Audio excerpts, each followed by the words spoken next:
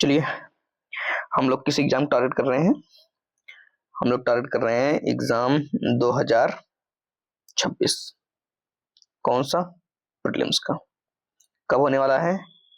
24 मई, है ना? ये टारगेट करना है हम लोगों को। इसमें 5 दिन हो गए। मैंने एक वीडियो बनाया था कब के लिए? जब 170 दिन बचे हुए थे। अब कितने बचे हुए हैं? अब बचे हुए हैं 165 डेज।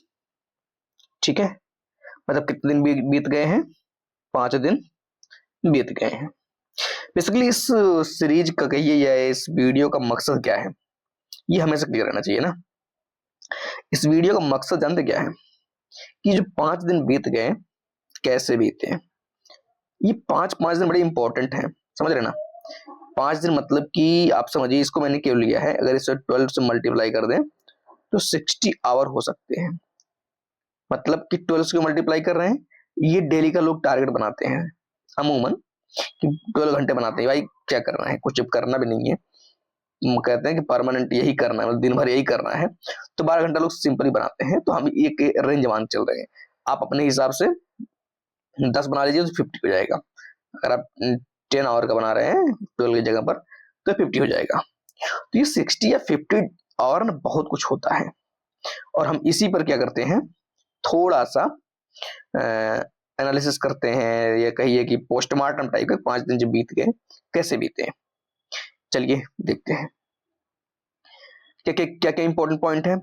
पहले चीज तो 5 दिन बीत गए, मैं एक एवरेज मान के चल रहा हूं कि 5 दिन में आप जो है एक दिन मान के चलिए कि अगर 12 घंटा पढ़ रहे हैं, आपका 12 घंटे का शेड्यूल होगा, तो इस 12 घंटे के शेड्यूल में आप जो है कितना कर रहे होंगे?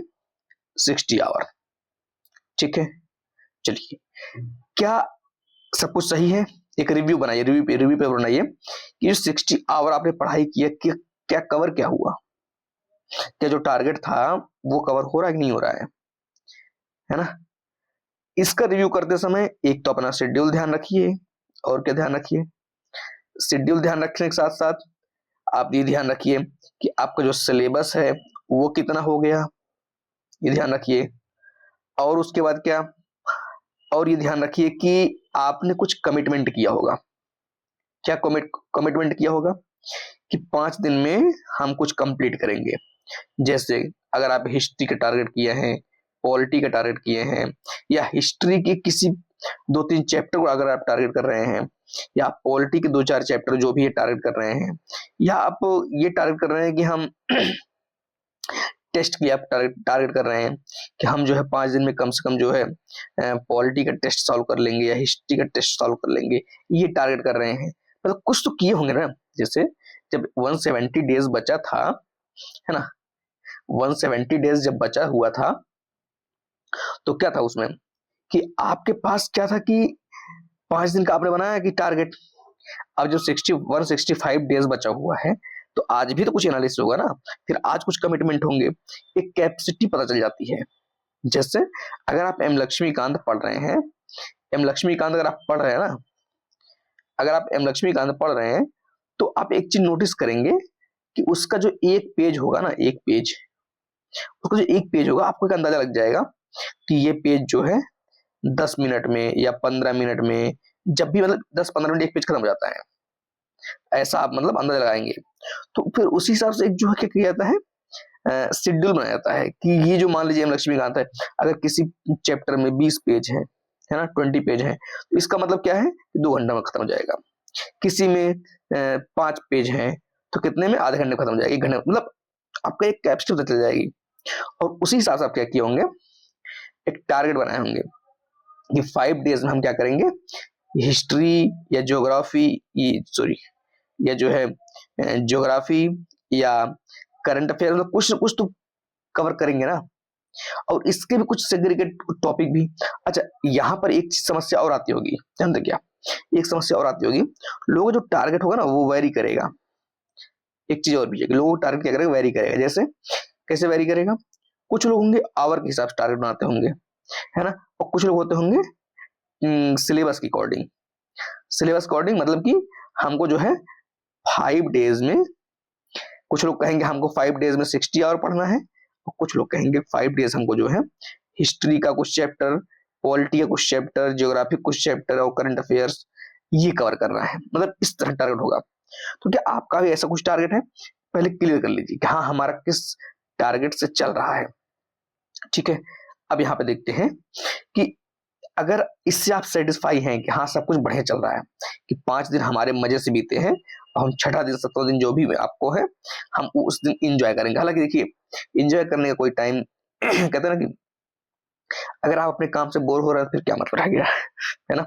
इंजॉय तो अपना काम ही होना चाहिए कि मतलब हाँ अगर आपको वर्क करने का मौका मिल जा रहा है, आप खुशनसीब हैं कि आपका हेल्थ सही है, आपको इन्वायरमेंट सही है, आपका जो है फाइनेंशियल भी सही है, तब आपको वही वर्क करने का मौका मिल रहा है। यही अपने आप में अपॉर्चुनिटी है। मुझे लगता है यही खुशी के जरिए लगे। हालांकि मोटिवेशन ज्यादा हो जाएगा कि मतलब कि ओवरडोज कहते हैं ना, ओवरडोज टाइप की अरे बहुत ऐसा तो ज्ञानी बाबा मत बनो इस टाइप का ना। खैर ये तो अलग मुद्दा है। तो यहाँ पर एक आपको 5 दिन वगैरह पढ़ने के बाद कि देखिए होता है हर कोई एग्जॉस्ट हो जाता है। ठीक है ना, जब आप 5 घंटे 5 दिन लगातार 12 घंटे क्या 2 दिन आप पढ़ के देखिए, दिमाग सर सब नाचने लगता है ना। तो 5 दिन 12 घंटे अगर आप पढ़ रहे हैं, उस 12 घंटे पढ़ने वाला आप केवल पढ़ रहे हैं या आप अपना कुछ लोग टेस्ट सॉल्व कर रहे हैं, कुछ जो भी कर रहे हैं, उसके बाद थोड़ा सा रिलैक्स चाहिए होता है हर किसी को। तो सवाल ये है कि अगर 5 दिन अच्छा कंप्लीट हो गया चलो ठीक है भाई, तो 6वें दिन 7वें दिन को सोच सकते हैं। लेकिन अगर मान लीजिए ये 5 दिन नहीं हो पाया, मतलब 2 ही दिन 3 दिन हो पाया, अब क्या करें? तो कहेंगे मैनेज करना पड़ेगा, इसका और कोई विकल्प नहीं है, मैनेज करना पड़ेगा। क्योंकि एक एक दिन महत्वपूर्ण है। मैं ये 5 दिन का क्यों मतलब कि टारगेट लेके चल रहा हूँ, मतलब कि पहले छोटे छोटे टारगेट डिवाइड करो। 5 दिन क्यों एक पैटर्न लेके चल रहा हूँ?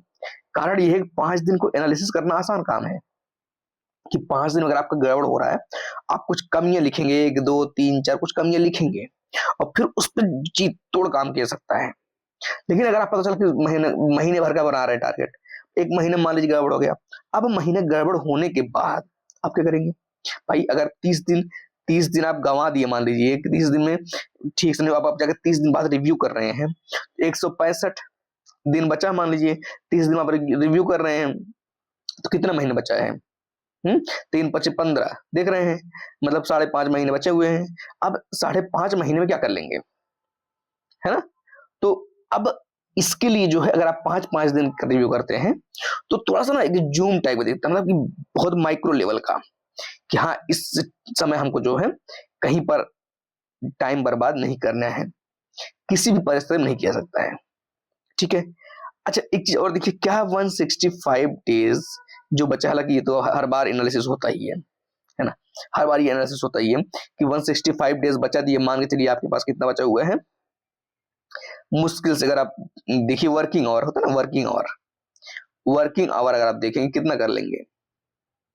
बहुत करेंगे। एक ऐसा तो नहीं कि रेगुलर 12 घंटे 165 दिन पढ़ेंगे, संभव नहीं है, हेल्थ इशू आएगा, मेंटल डिस्टर्बेंस ये भी आना ही है कि मन नहीं कर रहा पढ़ने का, थक जा रहा दिमाग काम नहीं कर रहा है ना, या मतलब भटक रहा है, कुछ ऐसा आएगा। एक तो हेल्थ इशू आएगा, एक तो मेंटल प्रॉब्लम आएगा, उसके बाद क्या आएगा? उसके बाद आएगा एनवायरमेंटल प्रॉब्लम। ये प्रॉब्लम क्या होते हैं? कभी लाइट की, कभी बिजली नहीं रहेगी, और क्या, कभी खाना समय में नहीं मिल पाएगा कभी पानी नहीं आएगा, कभी और भी समस्याएं आएंगी, कभी जब आप पढ़ना चाहेंगे किताब ही नहीं रहेगा आपके पास में, कभी कहीं चले जाएंगे इमरजेंसी में, मतलब ये प्रॉब्लम आएगा। ये 3 प्रॉब्लम हो गए ना, 3 प्रॉब्लम।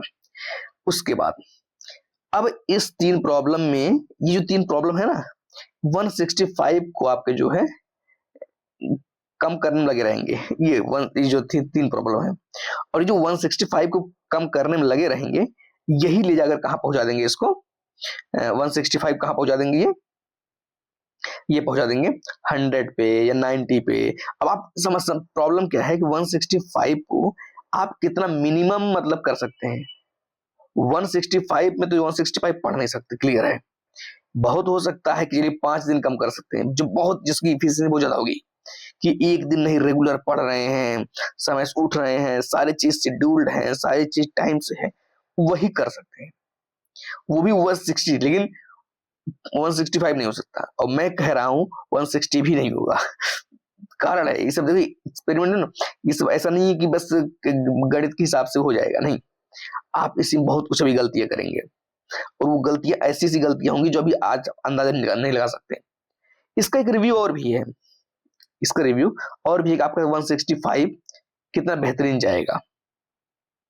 आप 5 दिन पढ़ के देख चुके होंगे पीछे, 5 दिन में कितने घंटे पढ़े, कितना अच्छा पढ़े, कितना बुरा पढ़े, इसका लिस्ट आपके पास हो गया होगा। अगर इसका एनालिसिस आपके पास अच्छा है,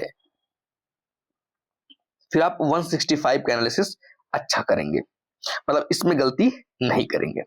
ठीक है, तो इसको बहुत मतलब पूरी सजगता के साथ कर लीजिए कि इस पूरे टाइम को यूज करेंगे।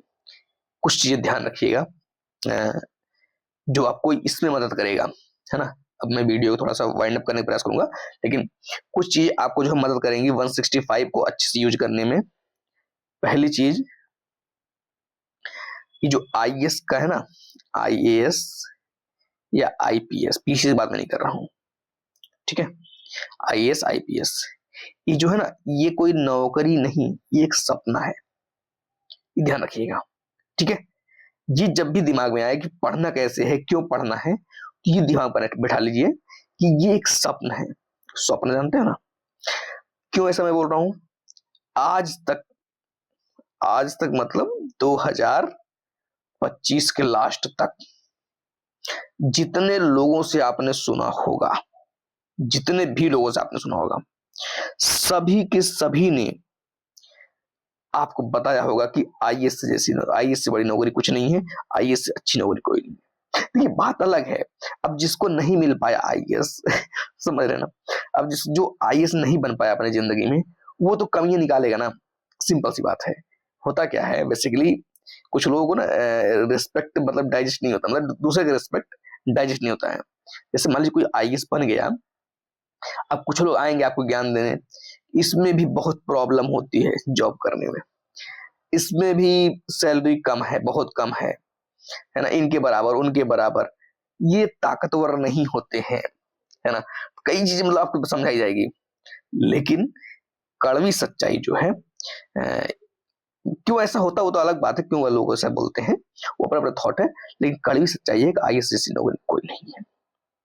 ये चीज आप आज समझेंगे या हो सकता है टाइम बर्बाद करने के बाद समझेंगे। कहने का ये बताने का मकसद इतना था कि 165 डेज को खामोशी के साथ, शांति से, बिना शोरगुल किए, बिना उछल कूद मचाए अपना यूज करना है। ठीक है, और इसको इतना बेहतरीन तरीके से यूज करना है कि एक सेटिस्फेक्शन लेवल तक, है ना। सेटिस्फेक्शन लेवल इस तरह होना चाहिए कि अंदर से फीलिंग आ जाए, हाँ मतलब मैंने जी जान लगाया, तो बाकी ठीक है। रिजल्ट कोई थोड़े बदल देगा, है। रिजल्ट तो वो तो पेपर के पहले जो कर सकते हैं, जो रिजल्ट आएगा उसके बाद फिर कुछ कर नहीं सकते, वो छोड़ देना है। लेकिन अभी जो टाइम है कि 165 डेज को इस तरह से मतलब कि यूज करना है ताकि ये न रह जाए कभी जिंदगी में, कहीं पर किसी मोड़ पर पहुंचे और ये आईएएस का जब भी ख्वाब याद आए, मतलब फेल होने के बाद हो गए सिलेक्शन पाके, फिर तो बात ही लग रहा है, फिर तो भाई लोग सबको भूल जाते हैं, है ना, सिलेक्शन बाद। खैर, तो जब आप इस मोड़ पे पहुंचे कहीं पर, आपको याद आया आईएएस तैयारी आपने किया था, कभी ये रिग्रेट न रह जाए कि यार थोड़ा सा मतलब कर लिया होता, क्या पता जो है हम आज कुछ और होते, बजाय कि किसी चाय की टपरी पर बैठ करके चर्चा करने के, है ना, ये जाकर के कहीं पर जॉब ढूंढ रहे हैं, या कहीं पर जाकर किसी पॉलिटिशियन के पीछे लगे पड़े हैं, है ना, कि भाई कहीं पर टिकट दिलवा दो, कहीं पर ये जाकर, मतलब समझ रहे ना, वो समस्याएं आती हैं, तब याद आता है कि अपने अच्छे दिन तभी याद आते हैं, उसके पहले वो दिन नहीं याद आते हैं जब तक रहते हैं। अपना काम देखिए यही है, कुछ ऐसी लाइन आपको समझ में आ जाए जिससे कि लगातार कंटिन्यूटी के साथ लगे रहें। कंटिन्यूटी के साथ लगे रहना बड़ा कठिन काम है। शुरुआत करना, जितना जोश से शुरुआत करते हैं, तैयारी कैसे होता है, तैयारी ऐसे होता है, ऐसे चलता है, ऐसे। अगर बात करें ये देखिए, यहाँ जो ये स्टार्टिंग पॉइंट, अगर मान लीजिए अगर ये स्टार्टिंग पॉइंट है, तो यहाँ पर देखिए ना, ये लगेगा आपको कि यहाँ शुरू हुआ, खूब बहुत बड़ा मतलब मोटिवेशन एकदम, धीरे धीरे धीरे धीरे देख रहे ना, ऐसे ऐसे तो ऐसे होने लगता है, ऐसे होने लगता है, कभी बढ़े कभी घटे, कभी बढ़े कभी घटे। जो मतलब बहादुर जिनको बोलते हैं, बहादुर लोग वो होते हैं, वो ऐसे करके चलते हैं, ऐसे करके चलते हैं। ऐसे कर चलते हैं, मतलब बीच में ही थोड़ा मोड़ा ही गड़बड़ होगा, ज्यादा कुछ गड़बड़ नहीं होगा। लेकिन जो नए नए होते हैं वो ऐसे ही रहता है। और यूपीएससी तैयारी ऐसा नहीं है। यूपीएससी तैयारी क्या है, सतत चलने वाला, समझ रहे हो? एकदम कंटिन्यूटी, एकदम मतलब लगातार धीरे धीरे धीरे धीरे ऐसे चलेगा। ये नहीं कि उठे बस रात भर में आईएएस बनने, नहीं होगा ऐसा। ठीक है, तो ये चीज जो है मुझे लगता है कि आज के इस सेशन में कुछ ऐसे पॉइंट निकले होंगे, कुछ ऐसे तरीके निकले होंगे जिससे कि आपका ना आगे का 5 दिन एक अच्छे से यूज करने में मदद मिलेगा। बस ज्यादा नहीं मैं 5 दिन की बात कर रहा हूँ। आप 5 दिन अच्छे से पढ़िए, फिर उसके बाद मिलेंगे ऐसे ही, है ना। 160 दिन जब बचा रहेगा तब मिलेंगे, है ना। और फालतू का दिमाग नहीं लगाना है, नहीं हमारे पास बहुत टाइम है, हम बहुत कुछ रखे हुए हैं, अभी हम निकाल देंगे, पढ़ देंगे, नोट्स हमारा है, ये सब सोचना नहीं है। 5 दिन यूज करना है, फिर उसके बाद चिल करना है, इतना करना है। और ये 5 दिन ये टफ काम है। 5 दिन ये मान के चलिए कि जी जान लगा के मेहनत करना है इसमें, ठीक है। और एक अपना कमिटमेंट आज बनाइए शाम को, कि कमिटमेंट कि हमको अगले 5 दिन में क्या करना है। अपना जो है कुछ टारगेट रखिए 5 दिन का, वो देखिए क्या है, वो पूरा हो रहा नहीं हो रहा उसको रखिए। उसके बाद क्यों नहीं पूरा हो रहा है, या आज जो पीछे नहीं पूरा हुआ उसकी कुछ कमियां आपको होंगी, वो कमियां एनालिसिस करिए, और वो कमियों क्या करिए, लिस्ट बनाइए, लिस्ट बनाकर उसको दूर करने का प्रयास करिए। ये 2-3 काम करना है। बाकी फिर मिलेंगे इसी श्रृंखला में नई वीडियो में, ठीक है। आज के लिए इतना ही।